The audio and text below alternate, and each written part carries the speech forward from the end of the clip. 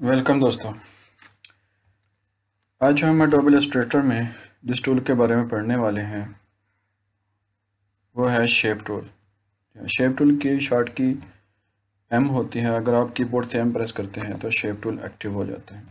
चलिए देखते हैं हम एडोब इलस्ट्रेटर में शेप टूल से क्या क्या काम ले सकते हैं और किस किस्म के ऑब्जेक्ट्स जो हैं वो बना सकते हैं। अब सबसे पहले अगर आप ये जो शेप टूल की ऑप्शन होती है इसके ऊपर जाकर अगर आप रेक्टेंगल टूल पर क्लिक करते हैं तो इसकी मदद से हम एक रेक्टेंगल ड्रा कर सकते हैं। रेक्टेंगल दो किस्म की हैं इस एडोब इलस्ट्रेटर में, एक तो कॉर्नर वाली और दूसरी rounded rectangle tool. Rounded tool अगर आप सेलेक्ट करते हैं तो इसमें इसके जो एजेस होंगे वो राउंड शक्ल में होंगे। इसी तरह से अगर आप राइट क्लिक करके एलिप्स टूल्स को सिलेक्ट करते हैं तो एलिप्स टूल की मदद से एक तो आप एलिप्स बना सकते हैं किसी भी किस्म का, और अगर आप शिफ्ट प्रेस करके बनाते हैं तो इसकी मदद से आप सर्कल ड्रा कर सकते हैं। इसी तरह पॉलीगन है। पॉलीगन आपने मैथमेटिक्स में पढ़ रखा होगा या जानते होंगे। मैथमेटिक्स अगर आपने पढ़ा है तो दो या दो से ज़्यादा साइडें, दो रेक्टेंगल की जो साइडें होती हैं वो दो से ज़्यादा होती हैं, होती हैं 6 साइडें होती हैं रेक्टेंगल की। 6 साइडों की इस तरह की शक्ल जो है ये रेक्टेंगल कहलाती है। इसी तरह स्टार टूल है। स्टार टूल का मदद से आप इस तरह की जो सितारे की शक्ल होती है ये ड्रा कर सकते हैं। इसी तरह से फ्लेयर टूल है। फ्लेयर टूल का एडोब इलस्ट्रेटर में इतना ज़्यादा इस्तेमाल नहीं है, लेकिन बहरहाल हम जान लेते हैं इसके बारे में। ये एक रोशनी की शक्ल की तरह, एक मरकज़ से रोशनी जिस तरह निकल रही होती है इसी तरह का इफ़ेक्ट देने के लिए ये यूज़ होता है इस तरह से।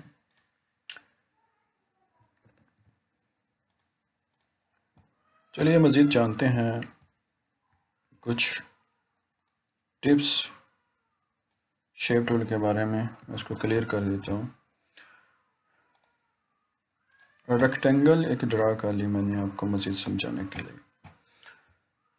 रेक्टेंगल में रहते हुए अगर इसके कॉर्नर जो हैं वो 90 डिग्री पे है, अगर आप चाहते हैं कि इसको राउंड करना चाहते हैं कॉर्नर्स को, तो एंकर पॉइंट के साथ ये जो छोटा सा सर्कल होता है इसकी मदद से आप इसके कॉर्नर्स होते हैं इसको राउंड कर सकते हैं।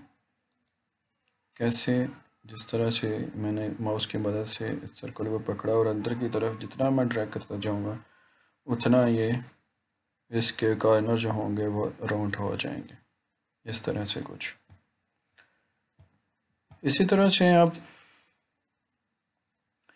इस ऑब्जेक्ट के अंदर रहते हुए इसके ऊपर करेंगे, लेफ़्ट क्लिक करेंगे तो इसकी प्रॉपर्टीज़ खुल जाएंगी जिसमें आप एक ख़ास डायमेंशन विड्थ और हाइट की दे सकते हैं। चलिए देखते हैं। मैं इसको 2 इंच बाई 2 इंच करके ओके करता हूँ तो ये कुछ इस तरह की रेक्टेंगल हमारे सामने आ जाएगी।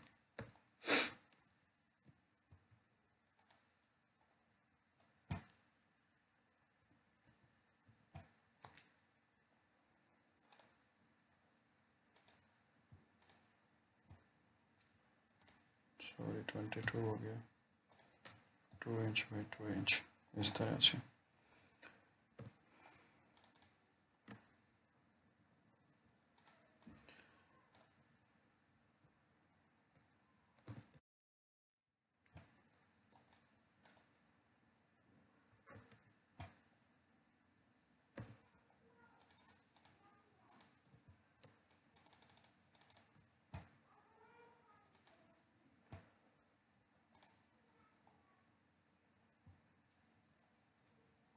कंट्रोल जेड की मदद से हम जूम आउट जूम इन कर सकते हैं। सॉरी इसमें थोड़ा ज़्यादा हो गया मुझसे, इस तरह से।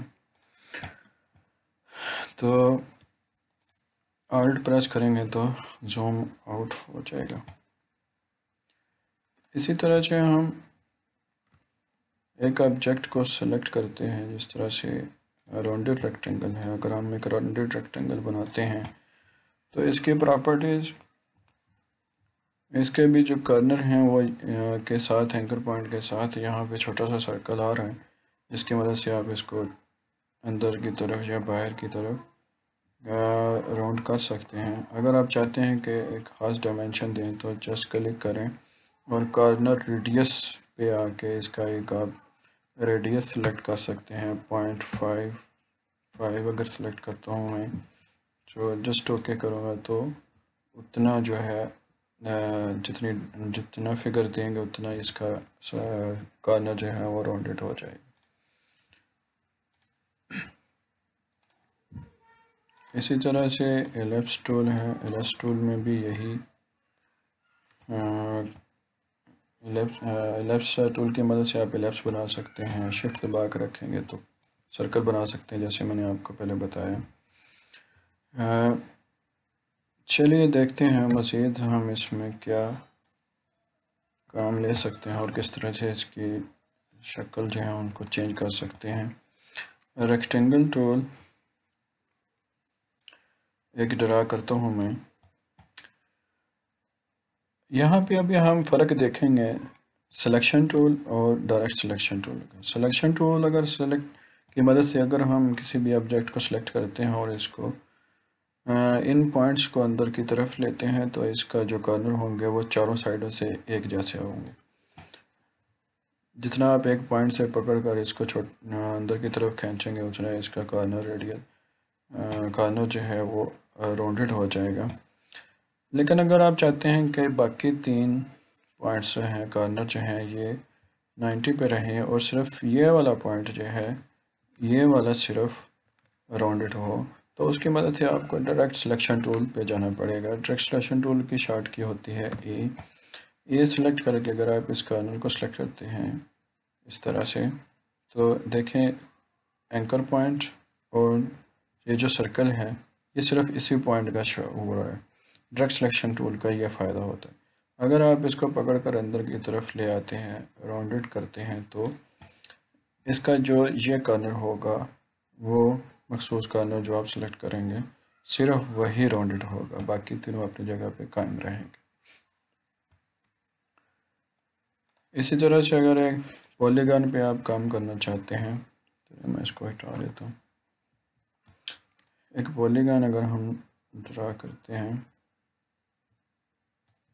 इस तरह से, तो अगर आप सिलेक्शन टूल की मदद से इसको इसके कॉर्नर को राउंड करते हैं तो ये इसकी जो 6 साइडें हैं वो सारी की सारी अंदर की तरफ राउंड होंगी और ये एक सर्कल बन जाएगा।